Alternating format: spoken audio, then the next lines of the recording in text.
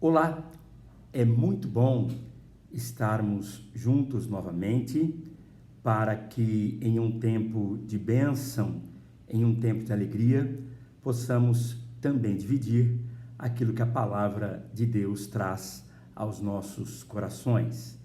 Eu quero ler para os meus irmãos, nesta oportunidade, Números, capítulo 14, dos versos 20 a 23, e peço a sua bondosa atenção. Tornou-lhe o Senhor, segundo a tua palavra, eu lhe perdoei. Porém, tão certo como eu vivo, e como toda a terra se encherá da glória do Senhor, nenhum dos homens que, tendo visto a minha glória e os prodígios que fiz no Egito e no deserto, todavia me puseram à prova já 10 vezes e não obedeceram à minha voz, nenhum deles verá a terra que, com o juramento, prometi a seus pais, sim, nenhum daqueles que me desprezaram a verá.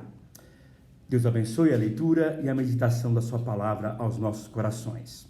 O tema da nossa meditação é uma escola chamada quarentena no deserto.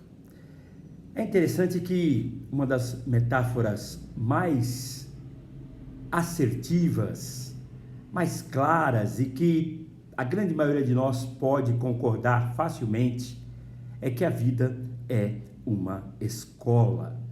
Nós aqui aprendemos, matriculados na escola da vida, algumas vezes alcançamos sucesso, em outros momentos somos reprovados, em outros momentos somos diplomados, e em outros momentos nós passamos bem pertinho da média.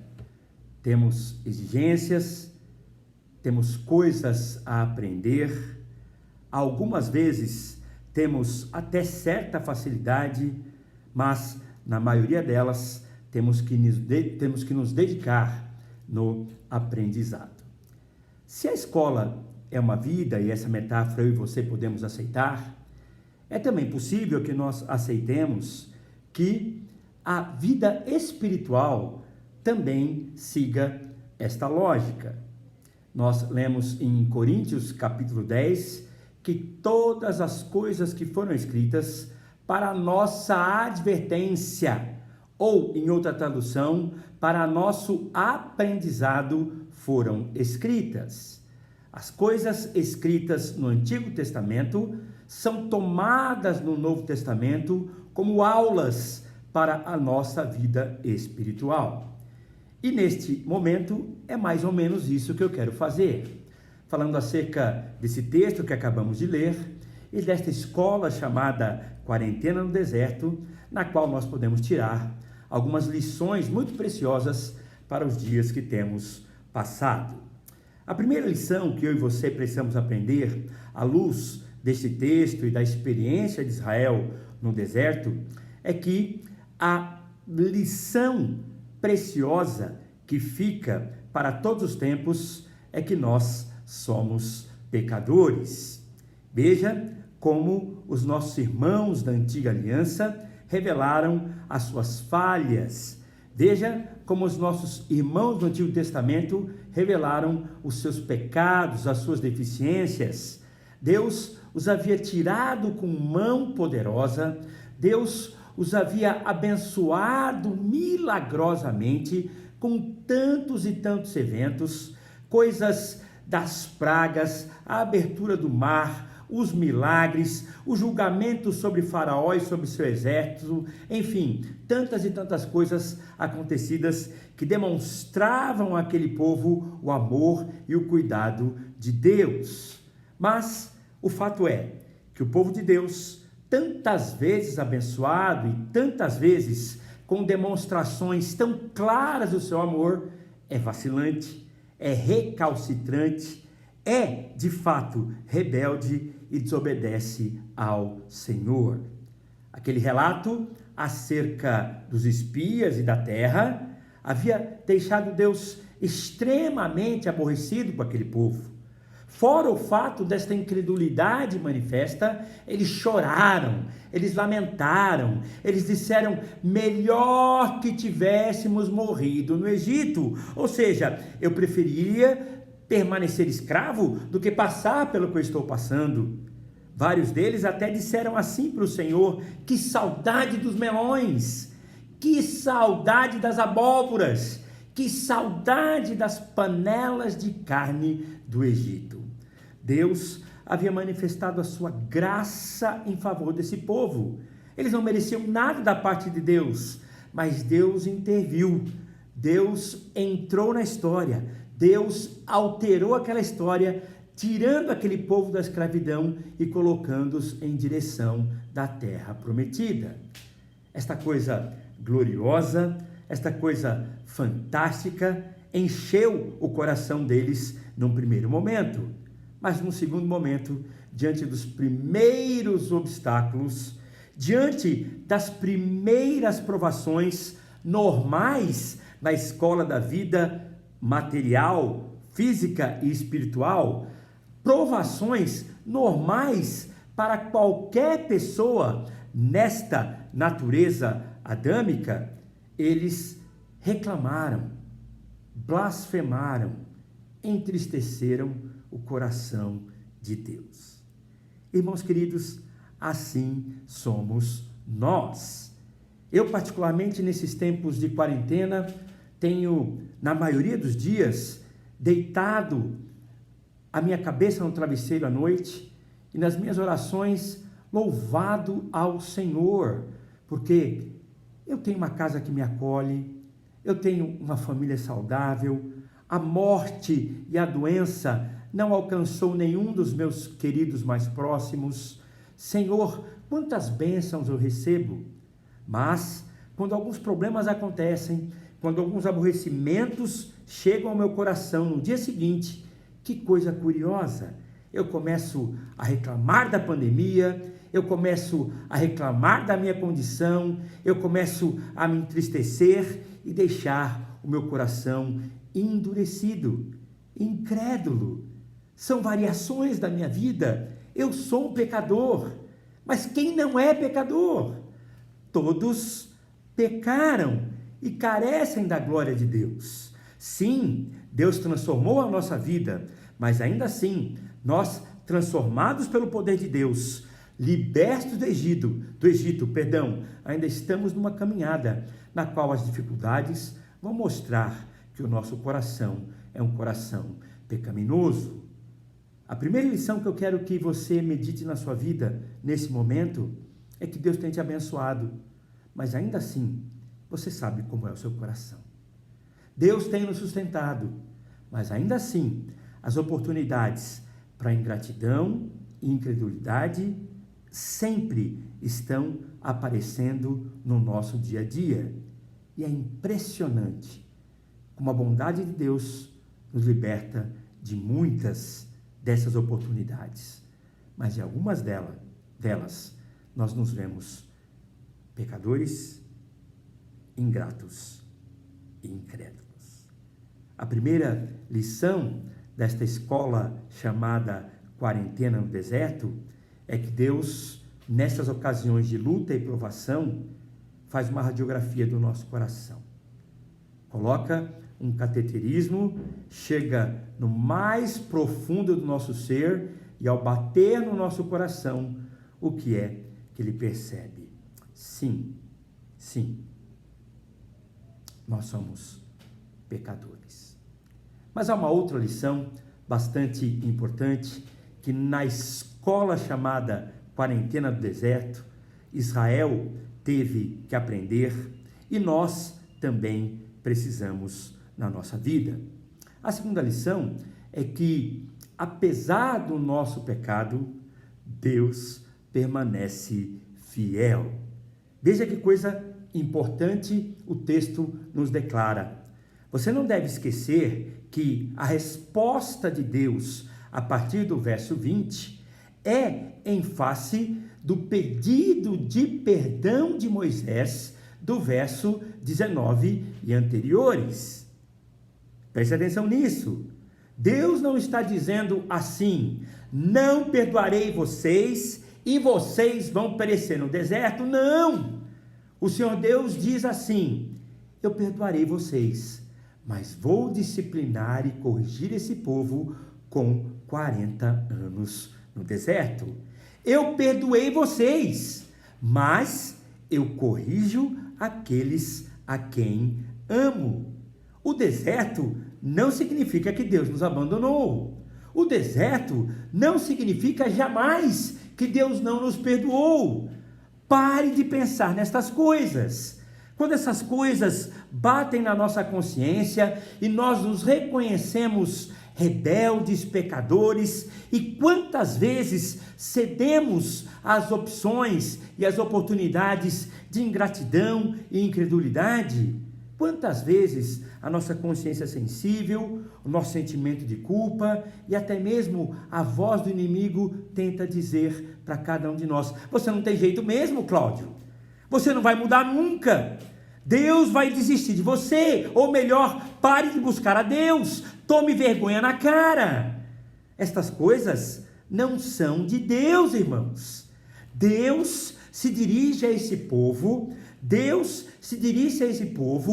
que na sua rebeldia e pecado tão manifestos, diz para o povo: eu vou perdoar vocês. Moisés intercede e Deus perdoa.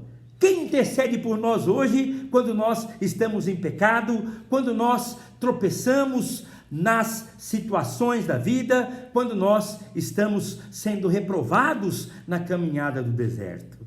Na antiga dispensação, o intercessor foi Moisés, que é um tipo de Cristo. E na nova dispensação, todos nós sabemos, o nosso Moisés é o Senhor Jesus Cristo, o servo fiel, o profeta, o sacerdote e o verdadeiro rei de Israel, que é o rei da minha vida. Observe, o deserto não significa que Deus nos abandona. O deserto não significa que Deus virou as costas para nós. Ao contrário, nos concede o seu perdão e ainda nos concede a sua bondosa companhia e a sua providência. Veja, no deserto, após a disciplina e a correção, consequência dos nossos erros, Deus ainda manifesta o seu amor. Durante o dia, há uma nuvem que cobre a caminhada do povo de Deus.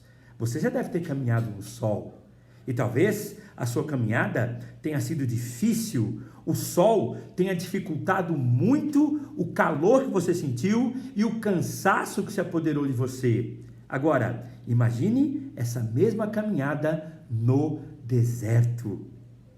Deus foi bom com eles. Deus mandou uma sombra, Deus mandou uma nuvem, e de dia o sol não castigava o seu povo. Eles pecaram, Deus os disciplinou, mas a sua companhia bondosa e protetora foi com eles. À noite, irmãos, que coisa fantástica! De dia o sol era causticante, mas naquela região geográfica as temperaturas variam muito. De dia um calor escaldante e à noite um frio de arrepiar. O deserto à noite é bastante frio, mas Deus aquecia aquele povo com a coluna de fogo que lhes cobria. Que coisa fantástica! Não há circunstância da nossa vida em que o sol incida sobre nós, nos castigando, que Deus também não nos ofereça a sombra da sua proteção. É a sombra do Onipotente que o Filho de Deus descansa. É a sombra do Onipotente que encontramos um pouco de refrigério para a nossa alma. Mas e quando estamos frios espiritualmente? E quando estamos congelados na nossa fé? E quando estamos paralisados, quase que imóveis nas circunstâncias de pecado? Deus manda à noite a coluna de fogo que nos aquece. Que fantástico é esse Deus! Na quarentena do deserto, Ele se aborrece comigo.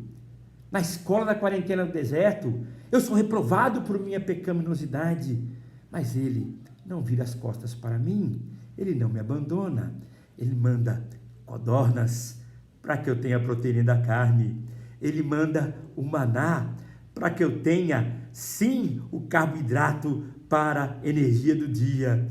No deserto, o que é que mais preocupa os peregrinos? A falta d'água. A própria rocha Cristo estava com eles, lhes saciando a sede. É verdade, é verdade. Reconheça que você é pecador, reconheça o seu coração duro, tantas vezes mais sensível à ingratidão e à incredulidade do que à fidelidade. Deus há de nos corrigir como um professor bondoso que corrige o nosso ponto para que possamos revê-lo e aprender mais profundamente no futuro. Mas quando Deus nos disciplina, quando nos coloca na escola da quarentena do deserto, é sempre a sua companhia quem nos garante a bondosa aprovação final.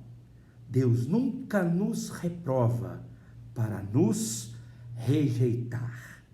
Sua reprovação parcial e disciplina não significam que Ele não te perdoa e que Ele não lhe concederá a providência do alimento, da proteção de dia, da proteção da noite e a água para saciar qualquer tipo de sede existencial que você tenha. Mas há ainda uma terceira lição para a qual eu quero chamar a sua atenção. Na escola da quarentena do deserto, nós aprendemos que as coisas sempre nos levarão à pessoa do Senhor Jesus Cristo. Veja que coisa. Há uma interrupção nessa viagem por causa do nosso pecado. Há, sim, uma disciplina a ser suportada por causa desse pecado. E eu e você precisamos saber que as quarentenas de Deus aconteceram no passado, vemos que acontecem hoje, mas acontecem também numa dimensão muito pessoal. A quarentena do povo ensinava cuidado com o pecado, e haverá um deserto como disciplina 40 anos. Qual o meu deserto? Qual o seu deserto? Nós não sabemos exatamente. Israel poderia ter feito aquela viagem entre 40 e 60 dias, dizem alguns estudiosos, mas veja como essa viagem foi estendida. De 40 a 60 dias, passou para 40 anos, que coisa impressionante! Eu não sei qual é a sua quarentena, mas eu sei que ela será do tamanho da sua teimosia. Deus não o aprovará se você não entender os propósitos dele para a quarentena. A aprovação final, bendita e eterna, sempre acontecerá. Por isso as suas promessas estão conosco. Mas você precisa aprender. E as promessas que estão conosco trazem um aprendizado ainda mais profundo ao nosso coração. E essa terceira lição, você precisa sim guardar no seu coração. As promessas de Deus continuam. Quando encerramos o capítulo 14, Deus já volta a falar nos seus planos. Há sim um parêntese indigesto. 40 anos no deserto. Mas assim que Deus disciplina o povo, já no capítulo 15, ele começa a falar dos sacrifícios do pecado, dos sacrifícios para a paz e dos sacrifícios de perdão.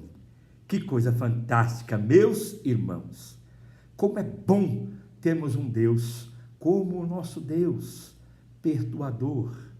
O deserto não tira de nós nenhuma das promessas acerca da salvação no sacrifício, o Cordeiro Jesus Cristo. Os sacrifícios apontavam não para bodes, nem para pombas, muito menos para ovelhas. Os sacrifícios reportavam a promessa: da semente da mulher nascerá aquele que esmagará a cabeça da serpente. A promessa é o Senhor Jesus Cristo, o Cordeiro final, o sacrifício final da história que continua, foi oferecido por nós. Por isso, ninguém poderá nos arrancar das mãos de Deus. Perceba, Israel continuou sendo Israel. Sim, pagou pela disciplina no deserto. Meus irmãos, quantas vezes nós estamos em provas e dificuldades por causa do nosso pecado? Pelas coisas que falamos inadvertidamente, pelas pessoas que machucamos inadvertidamente, pela agressividade que manifestamos em nossos relacionamentos. Deus nos ama, por isso nos disciplina. Mas enquanto você estiver na quarentena, não tenha temor em seu coração. A promessa repousa sobre você.